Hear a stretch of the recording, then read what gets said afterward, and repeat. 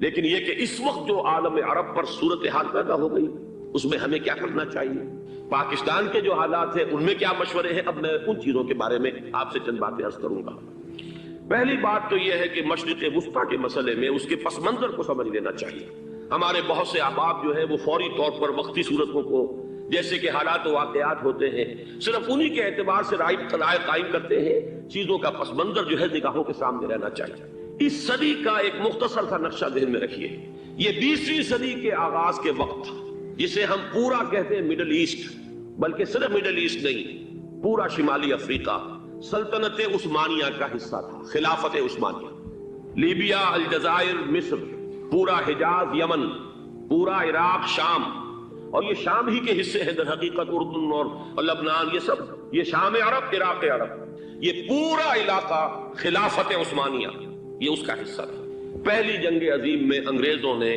عربوں کو بغاوت پر آمادہ کیا، غداری پر آمادہ کیا، انہوں نے خلافت عثمانیہ کے خلاف بغاوت کی، بیج بوئے ان کے دلوں کے اندر نفرت میں، ابھارا انہیں تم ترکوں کے غلام کیوں ہو، تمہیں خود حاکم ہونا چاہیے،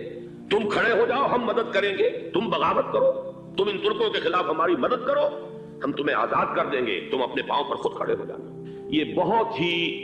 ہمارے لیے دردناک المیہ ہے پہلی جنگ عظیم کا۔ کرنل لارنس جیسا شخص، برطانوی استعمار، اور اس کے نتیجے میں عربوں نے بغاوت کی، اور اس قدر دردناک بات آپ کو بتا رہا ہوں، میں پہلی مرتبہ جب سن 62 میں حج کے لیے گیا مدینہ منورہ میں، ابھی وہ ریل کے انجن کھڑے ہوئے تھے۔ یہ ترکی کے زمانے میں، سلطنت عثمانیہ کے زمانے میں بغداد سے مدینے تک ریلوے لائن تھی۔ یہ پورا ایک عالم سلطنت عثمانیہ، صرف سلطنت نہیں، خلافت عثمانیہ، پوری ٹرینیں جو ہے ترکوں کی اڑائی گئی، ہزاروں ترکوں کو شہید کیا گیا، یہاں تک کہ صحن حرم میں شہید کیے گئے سینکڑوں ترک۔ یہ جرم تھوڑے نہیں، یہ معمولی نہیں۔ آج جس کی سزا مل رہی ہے معلوم ہونا چاہیے کہ وہ جرائم کون کون سے تھے۔ اب بھی جو لوگ گئے ہیں انہوں نے دیکھا ہوگا ترکی کا قلعہ موجود ہے اوپر پہاڑی کے اوپر، حرم کا جو سب سے بڑا دروازہ ہے باب ملک عبد العزیز، اس کے سامنے ایک لائبریری ہوتی تھی، اب تو غالباً وہ بھی گرا دی گئی ہے، اس کے پیچھے پہاڑی پر ترکوں کا قلعہ ہے پرانا، اس پر توپیں موجود تھیں۔ جب بغاوت ہوئی ہے،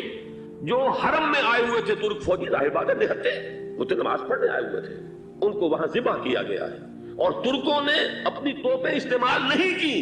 کہ کہیں بیت اللہ کو کوئی نہ پہنچ جائے۔ بہرحال یہ غداری ہوئی ہے پہلی جنگ عظیم کے دوران، اور نہ صرف ترکوں پہ عربوں نے کی ہے،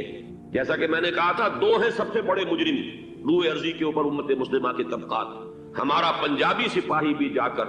انگریزوں کی مدد کر کے ایلن بی کو قبضہ جو لے کر دیا بغداد کا، اس میں ہمارے مسلمان پنجابی سپاہی بھی شامل تھے۔ یہ خون چکاں باب ہے ہماری تاریخ کا اس صدی کا۔ لیکن اس کے بعد سلطنت عثمانیہ کے ٹکڑے ہو گئے، چیچڑے ہو گئے۔ ایک انگریز نے لکھا ہے یہ جملہ، ذہن میں بجھا ہوا جملہ، کہ تاریخ میں یہ بات ثبت ہو جائے گی کہ ایک انگریز نے اس سلطنت کے ٹکڑے کر دیے کہ جو عمر فاروق نے قائم کی تھی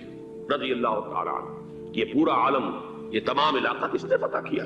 یہ بات ہاتھ بدل گئے تھے، پھر ترک آ گئے، خلافت عثمانیوں کے پاس چلی گئی، لیکن یہ سلطنت تو حضرت عمر رضی اللہ تعالیٰ عنہ کے زمانے سے چلی آ رہی تھی۔ اس کو ایک انگریز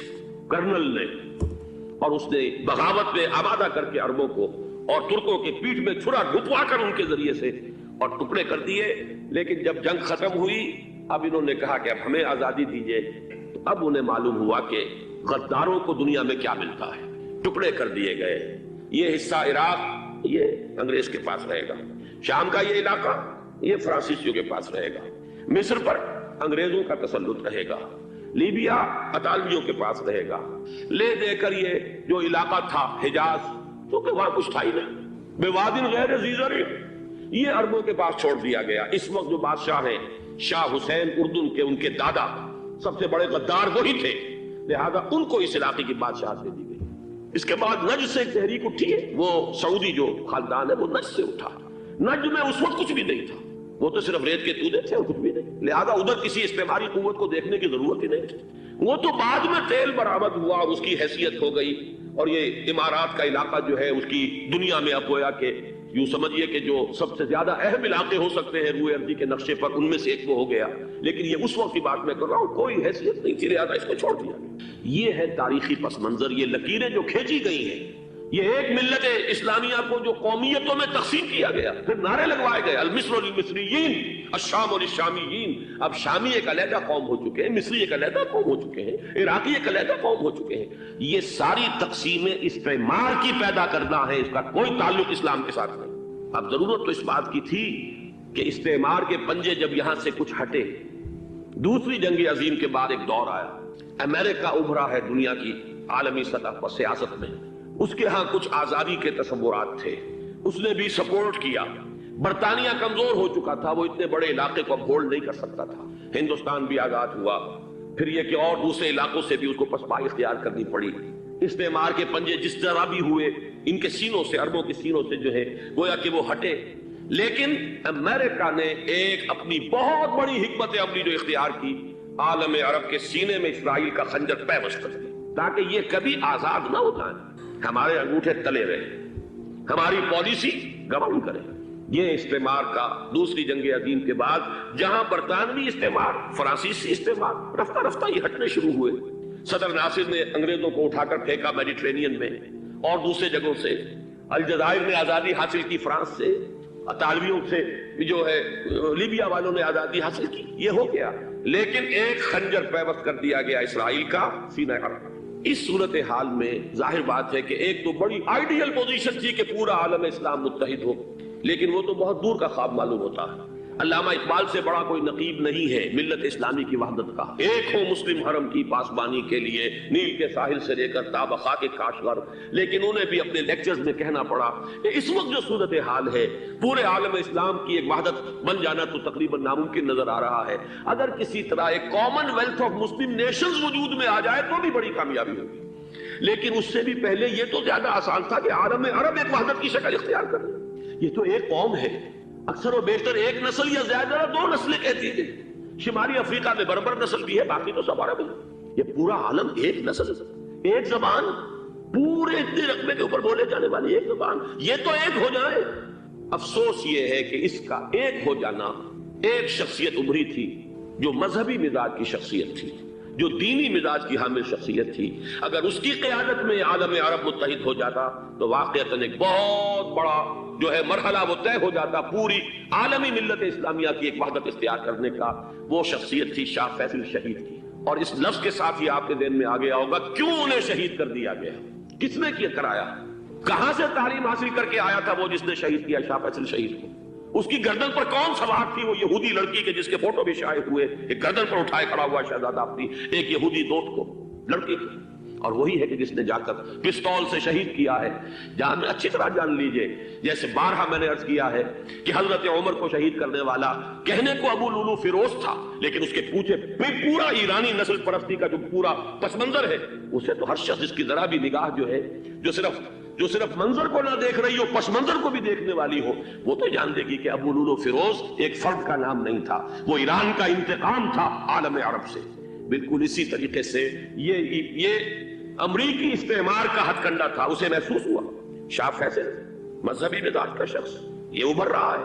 اور یہ شاہ فیصل کی حکمت عملی کا ذرا آپ اندازہ کیجئے۔ لاہور میں سمٹ کانفرنس ہوئی، اس میں وہ آئے،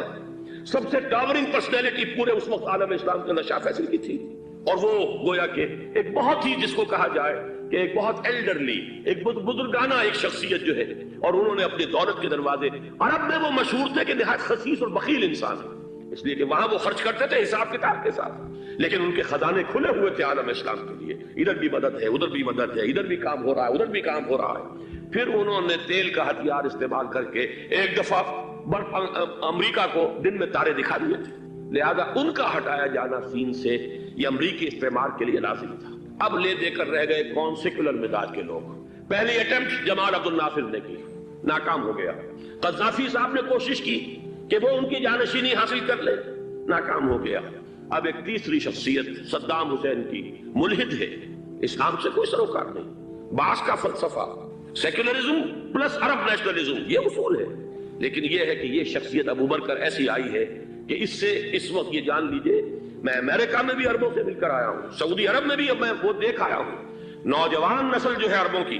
پورا جو دوسرے عرب ممالک ہیں جہاں پر کہ مذہب کا اتنا چرچا ہی نہیں ہے، پورا فلسطینی عرب، جارڈن کے عرب، شامی عرب عوام، وہ سب کے سب صدام کے پیچھے ہیں،